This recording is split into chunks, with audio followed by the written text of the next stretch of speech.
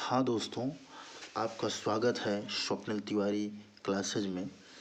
आपको हम बताने वाले हैं क्लास 10th वालों को द्विघात समीकरण क्या है। अब देखिए क्या है कि हमने जैसे आपको पहले बताया बहुपद में कि चर क्या है, अचर क्या है, ये सारी चीज़ें बता दी। तो अब यहाँ क्या लिखा है, चर यक्ष में एक द्विघात समीकरण ax² + bx + c बराबर 0 की प्रकार की होती है, जहाँ a b c वास्तविक संख्याएं हैं तथा a 0 के बराबर नहीं है।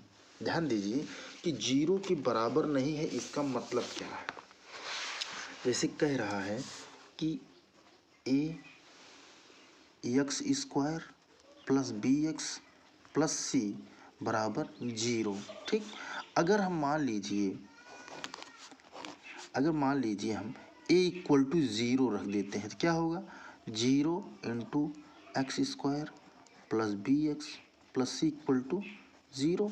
अब ये 0 का x में गुणा 0 हो जाता है, यहाँ आ गया bx + c = 0। लेकिन उसने क्या कहा, द्विघात समीकरण। अगर दो घात नहीं है तो वो द्विघात समीकरण नहीं होता है। इसलिए उसने कहा कि a does not equal to 0, यानी a 0 के बराबर नहीं है। इसीलिए उसने कहा कि a 0 के बराबर नहीं है। तो दोस्तों आगे ध्यान दीजिए। अब देखिए जैसे x² + 4x - 4 = 0, √3x² - 2x + 1/4 = 0, x² - 6 = 0। अब देखिए आप, जैसे आपसे कोई कहे कि x की पावर 1/2 + 3x + 4 = 0, तो क्या ये द्विघात समीकरण है? नहीं, क्योंकि घात हमेशा क्या होना चाहिए, द्विघात में 2 होना चाहिए। लेकिन यहाँ क्या है, 1/2, इसलिए क्या है, द्विघात समीकरण नहीं है। ध्यान दीजिएगा। अब जैसे x² - 6 है, आप सोचेंगे कि ax² + bx + c के बराबर है की तुलना में कैसे होगा। ध्यान दीजिएगा, इसको आप लिख सकते हैं जैसे आपका है x² - 6 बराबर 0, तो इसको आप लिख सकते हैं x² - 0x - 6 = 0। अब इसको आप देखिए, ax² + bx + c बराबर 0 के रूप का हो गया कि नहीं।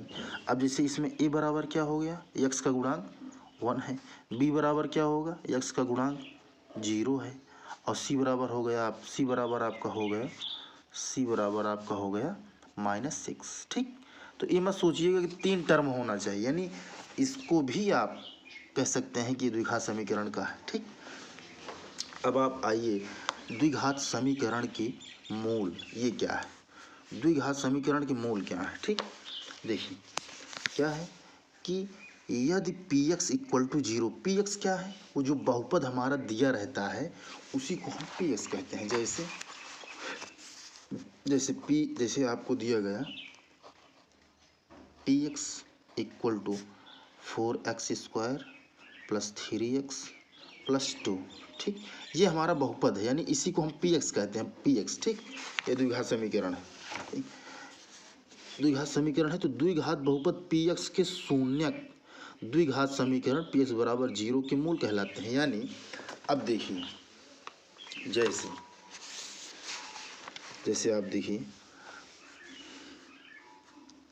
x² + 5x + 6। ठीक, अब इसका आप जब गुणनखंड करेंगे तो इसमें आएगा x + 2 और x + 3।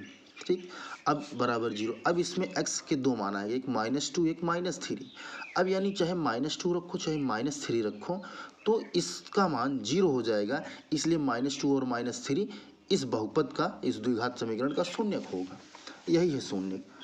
तो अब शून्यक है तो इसके मूल क्या होंगे, यानी जिसको रखने पर, x का मान रखने पर उस बहुपद का मान 0 प्राप्त हो जाए तो वही उसका मूल होता है। यानी इसके मूल क्या है, इसके मूल क्या है, -2 और -3।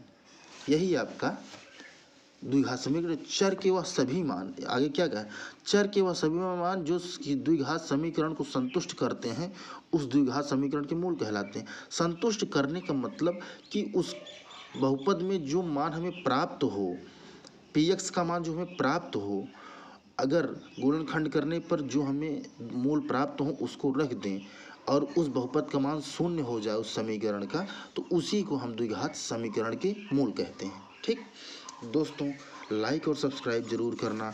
आगे हम आपको इसी तरीके से और भी ट्रिक और टिप्स लेके आएंगे, लेकिन दोस्तों लाइक और सब्सक्राइब जरूर करना। धन्यवाद दोस्तों।